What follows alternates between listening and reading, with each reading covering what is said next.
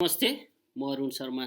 आजको टपिक छ tax contribution to national revenue, अर्थात् कुन कुन एरियाबाट नेसनल रेभिन्यूमा ट्याक्सको कन्ट्रिब्युसन छ त, जस्तो excise duty, VAT, income tax, custom duty, यस्तै अन्य कुन कुन एरियाबाट कति पर्सेन्टको रेसियोमा ट्याक्स कलेक्सन भइरहेको छ त, यो विषयमा रहेर चर्चा गर्नेछु। प्लिज हेर्नुहोला र तपाईँको कमेन्टको आशा गर्दछु। फर्स्टमा हामी जाउँ सोर्स अफ फाइनेन्स, जुन यसमा बजेट 2076-77को विषयलाई लिएर चर्चा गरिरहेको छु मैले। बजेट 76-77 अनुसार 15.33 खर्बको बजेट आएको थियो। 15.33 खर्बको बजेटको कुन कुन सोर्सहरू रहेको छ त, अर्थात् बजेट आउँदाखेरि यो शीर्षकबाट हामीले कलेक्सन गर्ने भन्ने हिसाबले बजेट आएको थियो, जसमा 62% राजस्वबाट कलेक्सन हुन्छ र डोमेस्टिक बोरोइङबाट 13% र फरेन बोरोइङबाट 19% र फरेन ग्रान्टबाट 6% फाइनेन्सको व्यवस्था गरेर यो बजेट 76-77को इम्प्लिमेन्ट गर्ने गरेर बजेट आएको थियो।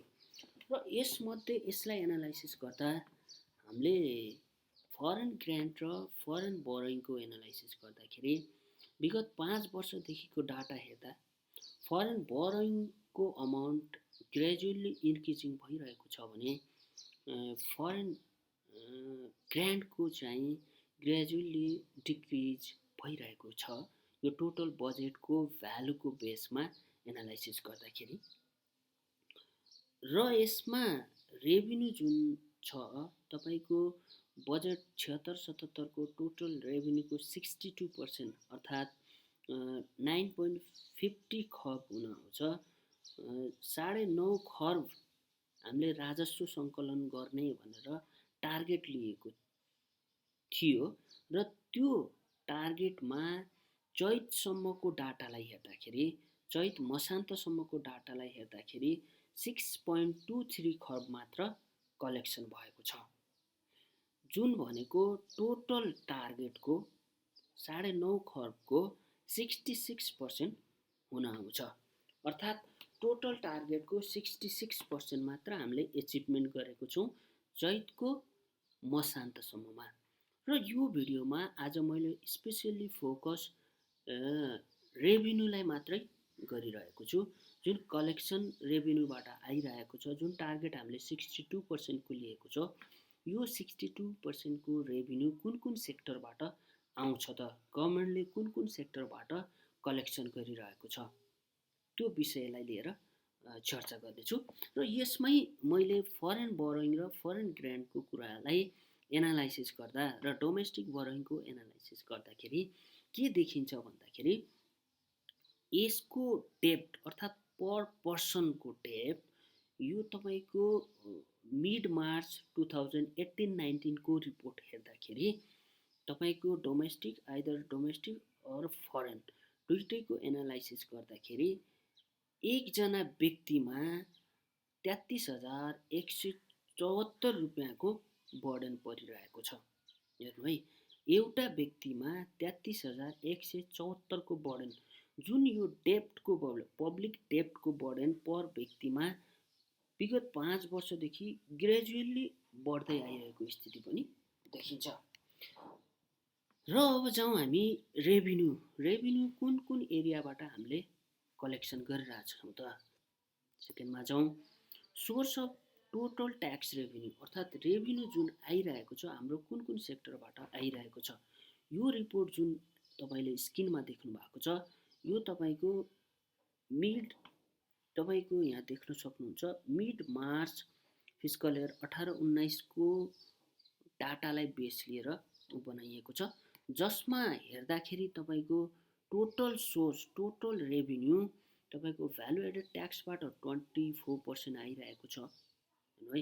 त्यस्तै तपाईँको कस्टम ड्युटीबाट 24% आइरहेको छ र इन्कम ट्याक्सबाट 22% आएको छ भने एक्साइज ड्युटीबाट 15% को कलेक्सन भइरहेको देखिन्छ भने नन ट्याक्स रेभिन्यू र अदर अर्थात् नन ट्याक्स रेभिन्यूबाट 10% र 3% अदरबाट आइरहेको छ।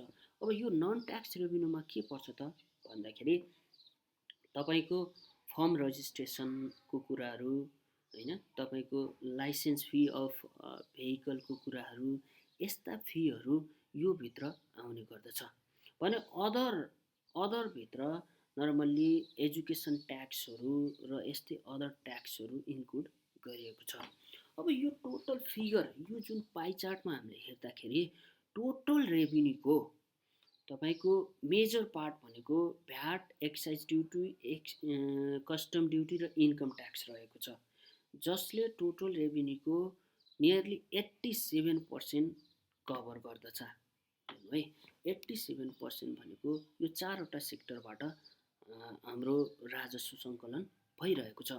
अब तपाईँलाई यो सेक्टरभित्र जस्तो तपाईँले यहाँ देख्न सक्नुहुन्छ, इन्कम ट्याक्सभित्र, एक्साइज ड्युटीभित्र, भ्यालु एडेड ट्याक्सभित्र कुन एरियाबाट यो इन्कम ट्याक्स कलेक्सन भइरहेको छ र यो भ्यालु एडेड ट्याक्स कुन एरियाबाट कति पर्सेन्टले आइरहेको छ भन्नेतिर्फ म तपाईँलाई लैजाँदैछु। फर्स्टमा जाउँ, इन्कम ट्याक्स। हेर्नु है, टोटल राजस्वको 24% कलेक्सन भनेको इन्कम ट्याक्सबाट भइरहेको देखिन्छ। भने यो इन्कम ट्याक्स जुन 24% छ, यो 24% इन्डिभिजुअल र सोल ट्रेडरबाट 26% कलेक्सन, इन्कम ट्याक्स कलेक्सन भइरहेको छ। यसमा तपाईँले बुझ्नुपर्ने के हो भन्दा, इन्डिभिजुअलले प्रोप्राइटरसिप फर्म खोलेको छ र इम्प्लोइ छ भने त्यसबाट इन्कम गरेर तिरेको ट्याक्स 26% हुन आउँछ भने इन्टरप्राइजेस, कर्पोरेट हाउसहरू जुन इन्टिटीको रूपमा दर्ता भएको छन्, तिनीहरूले तिरेको 56% हुन आउँछ भने इन्भेस्टमेन्ट इन्कम अर्थात् इन्भेस्टमेन्ट गरेर कमाएकोमा लाग्ने ट्याक्स जुन टोटल इन्कम ट्याक्सको 18%ले हुन आउँछ। यो हेर्दाखेरि, यो फिगर हेर्दाखेरि हामीलाई के थाहा हुन्छ भन्दा, टोटल इन्कम ट्याक्स मध्ये 56% इन्टरप्राइजेस र कर्पोरेट हाउसबाट इन्कम ट्याक्स कलेक्सन भइरहेको देखिन्छ। र त्यस्तै अब अर्कोमा जाउँ हामी, भ्याट जुन 24% टोटल राजस्वमा कलेक्सन भइरहेको छ भने यो भ्याटको 24% कुन एरियाबाट आइरहेको छ त। यसमा फिगरमा हेर्दाखेरि हामीले के देख्छौँ भन्दा, भ्याट टोटल्ली इम्पोर्टबाट मात्र 66% कलेक्सन भइरहेको छ। अब यो इम्पोर्टमा कस्तो भन्दाखेरि तपाईँको आइदर र मेटेरियल इम्पोर्ट होस् होइन, तपाईँको के अरे फिनिस्ड गुड्स इम्पोर्ट होस् अथवा ओइलहरू इम्पोर्ट भइरहेको छ, यो सम्पूर्ण इम्पोर्ट जति पनि सामानहरू इम्पोर्ट गरिन्छ, त्यो इम्पोर्ट गर्दाखेरि लागेको भ्याटको अमाउन्ट मात्रै 66% को अमाउन्ट चाहिँ इम्पोर्टबाट कलेक्सन भइरहेको देखिन्छ है। त्यस्तै गुड्स ट्रेडिङ बिजनेस, अर्थात् ट्रेडिङ बिजनेसले सेल्स गरे बापत र डिस्ट्रिब्युसन गरे बापत तपाईँको जम्मा 8% मात्र भ्याटको अमाउन्ट आइरहेको छ टोटल भ्याटको फिगरमा। भने कन्सल्टेन्सी फीहरू र अदर कन्ट्र्याक्ट फीहरूबाट 8% को हिसाबले यसमा भ्याट कलेक्सन भएको देखिन्छ।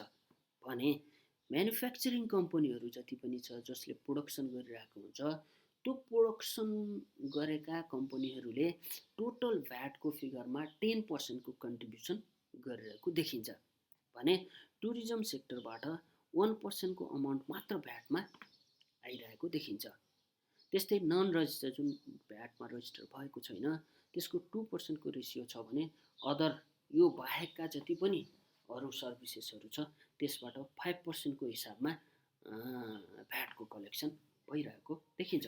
अब यो फिगर हेर्दाखेरि के एनालाइसिस गर्न सकिन्छ भन्दा, टोटल तपाईँको भ्याट जुन 24% कन्ट्रिब्युसन छ राजस्वमा, टोटल राजस्वमा 24% कन्ट्रिब्युसनको पार्टमा टोटल्ली 66% इम्पोर्टको जुन इम्पोर्ट गर्दा लाग्ने भ्याट हुन्छ, 66% मेजर पार्ट चाहिँ इम्पोर्टमा रहेको देखिन्छ।